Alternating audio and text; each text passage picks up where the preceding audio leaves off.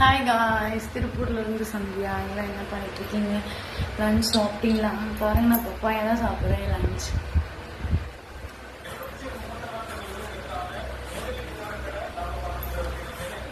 மனசுக்கே ரொம்ப கஷ்டமா இருக்கு.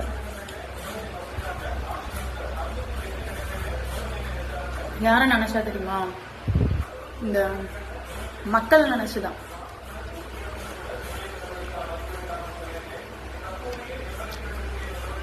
ஓப்பனாக சொல்ல முடியல.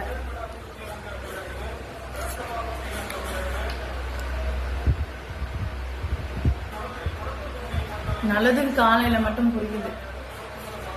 அது நம்ம லைஃப்ல நடக்கிறது தானே. எங்கேயுமே நல்லதுக்கு காலம் இல்லை, நல்லவங்களா இருந்தா காலம் இல்லை.